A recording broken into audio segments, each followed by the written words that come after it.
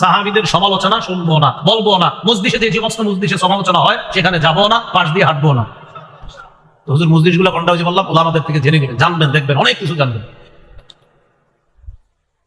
ইবনে মাজাহ হাদিসের কিতাব 2363 নম্বর হাদিস, জাবির ইবনে সামুরা রাদিয়াল্লাহু তাআলা আনহুর বর্ণনা।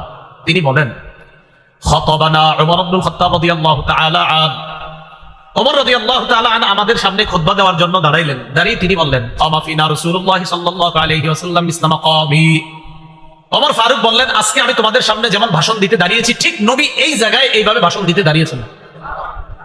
জানো ভাষণে কি বলছেন? নবীজি বলেছেন, ইহফাজুনি ফি আসহাবি সুম্মা আল্লাযীনা ইয়ালুনাহুম সুম্মা আল্লাযীনা ইয়ালুনাহুম। রাসূলুল্লাহ সাল্লাল্লাহু আলাইহি সাল্লাম বলেছেন, হে দুনিয়ার মানুষ, আমার সাহাবীদের মর্যাদা তোমরা রক্ষা করবা, আমার সাহাবীদের পরে যারা তাদের মর্যাদা রক্ষা করবা, তাদের পরে যারা তাদেরও মর্যাদা তোমরা রক্ষা করবা। আমি নবী এই হুকুম তোমাদেরকে দিয়ে গেলাম, করে গেলাম।